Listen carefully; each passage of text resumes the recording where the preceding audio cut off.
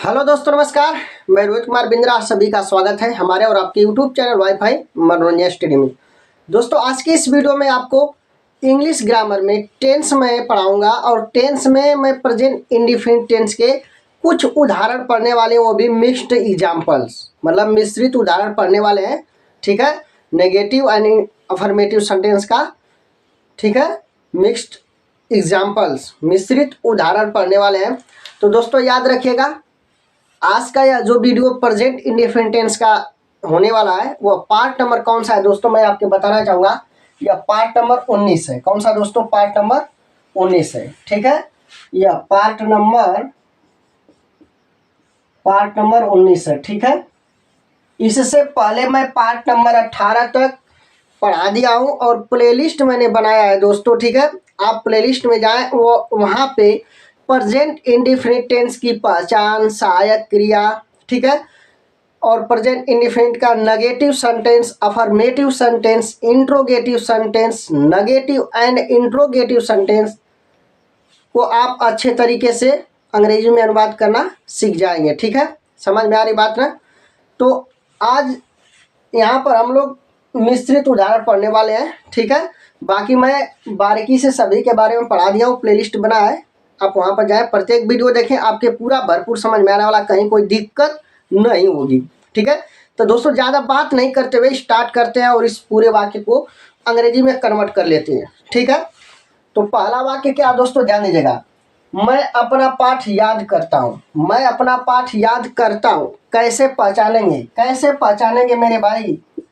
कैसे पहचानेंगे कि यह प्रेजेंट इंडिफिनिट टेंस का वाक्य है? याद रखना, लास्ट में क्या है? ता है। ताया, इसको देखकर आपको पता हो जाना चाहिए कि यह प्रेजेंट इंडिफिनिट टेंस का वाक्य है। वो भी कैसा वाक्य है? अफर्मेटिव सेंटेंस है। समझ में आ रही बात? तो दोस्तों, अफर्मेटिव सेंटेंस बनाने का जो सूत्र मैंने बताया था, एक बार रिपीट आपके कर दे रहा हूं, ध्यान से देखिएगा। ठीक है, तो अफर्मेटिव के लिए सूत्र,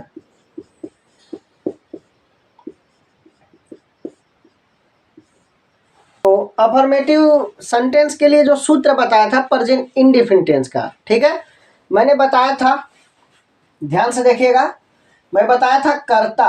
क्या बताया था? कर्ता प्लस, ध्यान से देखिएगा, कर्ता प्लस मुख्य क्रिया। ठीक है, मुख्य क्रिया प्लस यस या यस प्लस कर्म।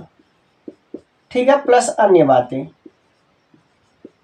ठीक है दोस्तों, अन्य बातें, यही मैंने आपके बताया था। ठीक है, याद रखना, प्रेजेंट इंडिफिनिट टेंस के अफर्मेटिव सेंटेंस का जो मैंने सूत्र बताया था कुछ इस प्रकार। कर्ता, इसके बाद मुख्य क्रिया, मुख्य क्रिया में मेरे भाई यस या यस जोड़ेंगे, फिर कर्म प्लस अन्य बातें। नेगेटिव सेंटेंस का जो सूत्र होता है, नेगेटिव सेंटेंस का जो सूत्र होता है, मैंने क्या बताया था, ध्यान दीजिएगा। ठीक है, कर्ता प्लस सहायक क्रिया। तो आपके पता है आपके कि प्रेजेंट इंडिफिनिट टेंस की सिर्फ दो सहायक क्रिया होती है, डू तथा डज होती है। ठीक है, धन सहायक क्रिया डू या डज। ठीक है, फिर नॉट लिखते हैं, फिर मुख्य क्रिया लिखते हैं। ठीक है दोस्तों, मुख्य क्रिया अधन कर्म, अधन अन्य बातें। ठीक है, तो प्रेजेंट इंडिफिनिट टेंस के नेगेटिव सेंटेंस का जो सूत्र मैंने आपको बताया था, कर्ता प्लस सहायक क्रिया प्लस नॉट, फिर मुख्य क्रिया, कर्म प्लस अन्य बातें। क्लियर हुआ? ये सारे के सारे नियम मैंने आपके बता रखा है, ध्यान से देखना है, आपकी चीजें समझ में आ जाएगी। ठीक है, तो ये अफर्मेटिव और नेगेटिव सेंटेंस का सूत्र आपको ध्यान रखना है। ठीक है, तो अब हम स्टार्ट करते हैं यहाँ से। पहले नंबर में, मैं अपना पाठ याद करता हूँ। तो दोस्तों ध्यान से देखना, आपके समझना है, मैं अपना पाठ याद करता हूँ या अफर्मेटिव सेंटेंस है, इसका अंग्रेजी में अनुवाद कैसे करेंगे बताते हैं। सबसे पहले अफर्मेटिव सेंटेंस है, सूत्र नंबर कौन सा लगेगा भाई? सूत्र नंबर ए वाला लगेगा, कर्ता प्लस मुख्य क्रिया प्लस यस या यस प्लस कर्म प्लस अन्य बातें। कब यस लगेगा कब ईयस लगेगा मैंने ये भी बताया है, फिर भी बता देता हूँ आपके। जब मुख्य क्रिया वर्ब के लास्ट में, ठीक है, अगर कोई स्वर आए तो वहाँ पर ईएस का प्रयोग करेंगे, अगर कोई व्यंजन आए वहाँ पर तब यस का केवल प्रयोग करेंगे। इतनी बात ध्यान रखना, ठीक है। तो पहला का बनाते हैं अनुवाद, ठीक है, ध्यान से देखिएगा। मैं अपना पाठ याद करता हूँ तो सबसे पहले अंग्रेजी कर्ता लिखेंगे, क्योंकि इस सूत्र में सबसे पहले कर्ता है तो आई हो जाएगा, ठीक है। मुख्य क्रिया क्या है, याद करना, तो I learn, LEARN, I learn. अब दोस्तों इसके बाद यस या यस का नंबर है, लेकिन यहाँ पर यस या यस नहीं जोड़ेंगे आप, क्योंकि कर्ता क्या है, बहुवचन है। आई क्या होता है, बहुवचन कर्ता के अंतर्गत आता है मेरे भाई। इतनी बात आपकी याद रखना, ठीक है। इसलिए यहाँ पर यस यस का प्रयोग आप नहीं करेंगे। आई लर्न अपना पाठ, अपना पाठ है ना, तो अपना की जो अंग्रेजी लिखेंगे आप कर्ता के अनुसार लिखेंगे। तो मेरे भाई मैंने बताया था आई के लिए अपना की अंग्रेजी माई लिखते हैं, I learn my lesson. I hope की बात आपके समझ में आ गई होगी। तो पहला वाला क्या हुआ, कंप्लीट हो गया। मैं अपना पाठ याद करता हूँ, इसकी अंग्रेजी बनेगी मेरे भाई आई लर्न माई लेसन, ठीक है। आते हैं दूसरे का पर, 2 नंबर में आते हैं भाई। सीता एक मधुर गाना गाती है, सीता एक मधुर गाना गाती है, मतलब ये भी क्या है, अफर्मेटिव सेंटेंस है भाई, अफर्मेटिव सेंटेंस है। तो सबसे पहले सीता लिखेंगे, सीता, ठीक है। इसके बाद मुख्य क्रिया का नंबर आता है, तो मुख्य क्रिया इसमें क्या है मेरे भाई, मुख्य क्रिया इसमें क्या है, सिंग माने गाना, SING सिंग, ठीक। ध्यान से देखिएगा, सीता क्या एक वचन है, जब एक वचन करता होगा तो हम मुख्य क्रिया में यस या यस का प्रयोग करेंगे, यस या यस का प्रयोग करेंगे कब, जब करता एक वचन होगा तो, ठीक है। तो दोस्तों यहाँ से एक वचन है तो सिंग है, ये जी है, ये जी क्या है, व्यंजन है, तो यहाँ पर हम यस जोड़ेंगे, केवल क्या जोड़ेंगे, यस जोड़ेंगे, सिर्फ यस जोड़ेंगे। इतनी बात याद रखना। Sita sings a sweet song, मधुर गाना a sweet song, SWEE sweet song, ठीक है। एक मधुर गाना की अंग्रेजी क्या होगी, ए स्वीट सॉन्ग। क्लियर हो गया, यहाँ तक नोट कर लीजिए दोस्तों। अब आते हैं तीसरे के नंबर पर, ठीक है। तीसरे के नंबर पर तुम एक पत्र लिखते हो भाई, तुम एक पत्र लिखते हो, तुम एक पत्र लिखते हो, तो तुम एक पत्र लिखते हो, ये भी क्या अफर्मेटिव सेंटेंस है, तो इसका भी इसी फार्मूले पर बनेगा भाई। तो नंबर कर्ता का आता है, तो तुम का अंग्रेजी क्या लिखेंगे, यू। क्लियर हुआ, यू। इसके बाद मुख्य क्रिया नंबर है, तो मुख्य क्रिया का इसमें क्या है, लिखना, तो you write, WRIT, you write. ध्यान से देखिएगा, यू राइट हुआ, क्लियर हुआ, यू राइट। एक पत्र की अंग्रेजी क्या होगी, a letter, you write a letter, एक पत्र की अंग्रेजी होगी अ लेटर, फुल स्टॉप देना आपके, ठीक है। तो तुम एक पत्र लिखते हो, इसकी अंग्रेजी बनेगी दोस्तों you write a letter. Clear हुआ, ठीक है। अब आगे बढ़ते हैं, ठीक, ध्यान से देखिएगा। अब हम लेते हैं चौथा नंबर वाले पर। चौथा नंबर में देखते हैं, ठीक है। वे अपना पाठ याद करते हैं, वे अपना पाठ याद करते हैं, तो वे अपना पाठ याद करते हैं अफर्मेटिव सेंटेंस है, तो कौन सा फार्मूला लगेगा, यही वाला फार्मूला। तो वे की अंग्रेजी क्या लिखेंगे, वे की अंग्रेजी होती है दे मेरे भाई, क्या होती है, दे। ध्यान से देखिएगा, दे होती है। इसके बाद अपना पाठ याद करना, सूत्र में पहले कर्ता हमने लिख लिया, अगला नंबर किसका, मुख्य क्रिया का। तो मुख्य क्रिया क्या होती है दोस्तों, याद करना, तो लर्न माने क्या होता है, याद करना, ठीक है। दे लर्न, ध्यान से देखना, दे लर्न, और अपना पाठ है, तो भाई अपना पाठ है, तो दे के लिए अपना की जो अंग्रेजी लिखते हैं, दे के लिए जो अपना की अंग्रेजी लिखते हैं, दियर लिखते हैं, क्या लिखते हैं, दियर। तो यहां से आपको लिखना है दियर, दियर लेसन, ठीक है, दियर लेसन। आई होप की बात आपके समझ में आ गई होगी, तो नोट कर लीजिएगा इसे भी। अब 5 नंबर पे आते हैं। 5वां नंबर पर आते हैं मेरे भाई, पढ़ते हैं क्या है, ठीक है। वह स्कूल जाता है, वह स्कूल जाता है, मतलब ये भी क्या अफर्मेटिव सेंटेंस है। किस फार्मूले पर लगेगा, इस वाले फार्मूले पर। वह स्कूल जाता है तो सबसे पहले ही लिखेंगे, सबसे पहले तो ही लिखेंगे ही, ठीक है। जाना क्या होगा, गो। लेकिन मेरे भाई याद रखना यहाँ पर क्या है, गो, यहाँ पर ही क्या है, एक वचन है, इसलिए यहाँ पर हम क्या करेंगे, यस या यस का प्रयोग करेंगे।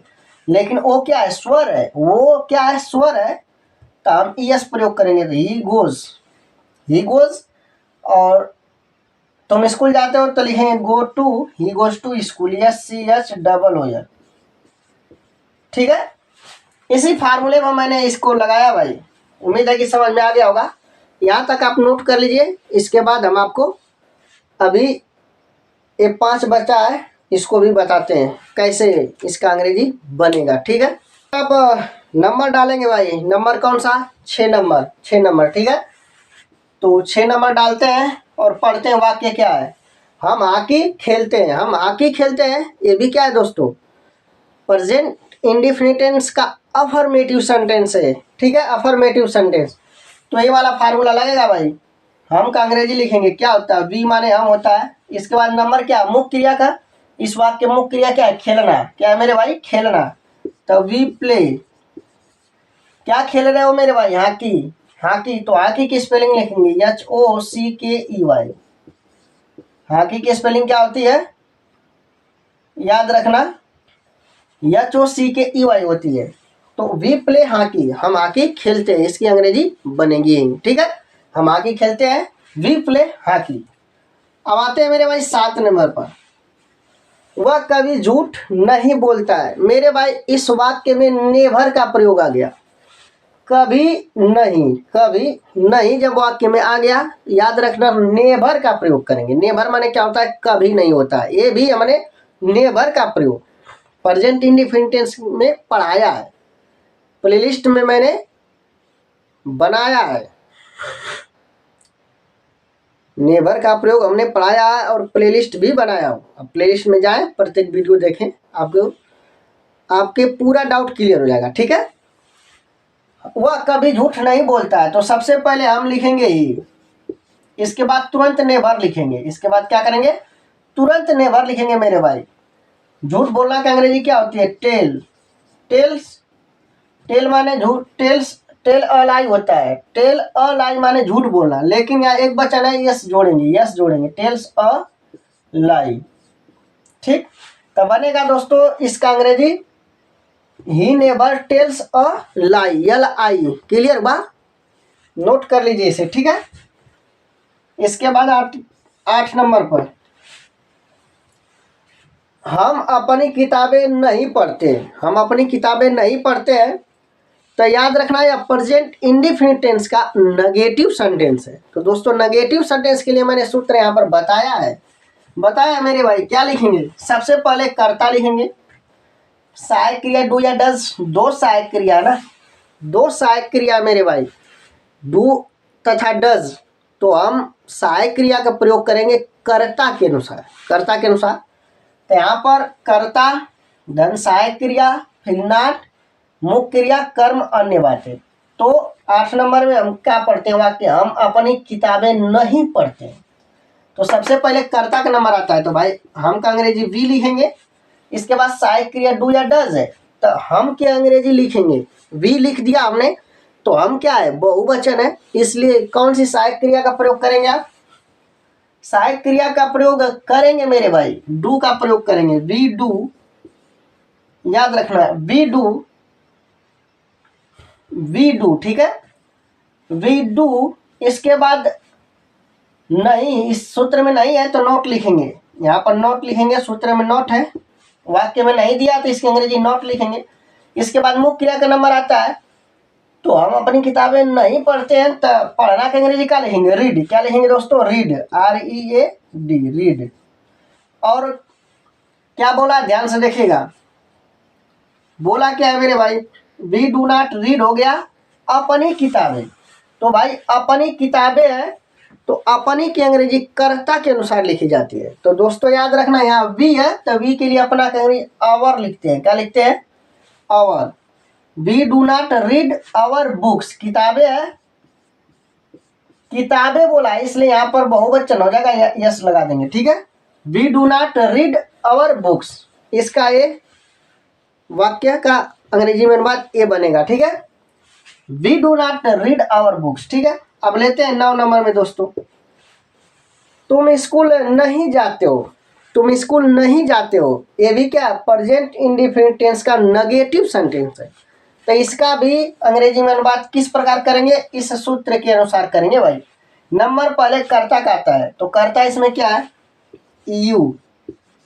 इसके बाद नंबर क्या है? डू या डस। दो सहायक क्रिया मेरे भाई, दो सहायक क्रिया है, तो हम डू का प्रयोग करेंगे। किसका प्रयोग करेंगे? डू का। यू डू, यू डू, ध्यान से देखना आपके। ठीक है, यू डू।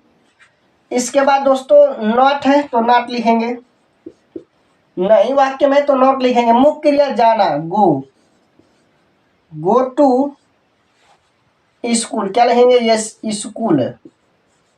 क्लियर हुआ? तो तुम स्कूल नहीं जाते हो, इसकी अंग्रेजी बनेगी दोस्तों याद रखना, you do not go to school. Clear हुआ? अब आते हैं 10 नंबर पे। ठीक है, 10वां का बनाते हैं भाई। सीता एक मधुर गाना नहीं गाती है। नहीं गाती है, नहीं आ गया इसमें, मतलब यह नेगेटिव सेंटेंस है। किसका? प्रेजेंट इंडेफिनिट टेंस का नेगेटिव सेंटेंस है। क्लियर हुआ?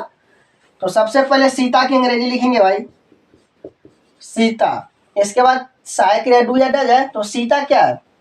सीता तो एक वचन है मेरे भाई, एक वचन है, तो इसलिए सहायक क्रिया डज लगाएंगे। सीता, सीता डज। नहीं है, नहीं की अंग्रेजी नॉट लिखेंगे। इसके बाद नॉट के बाद मुख्य क्रिया का नंबर आता है, तो मुख्य क्रिया क्या है? गाती।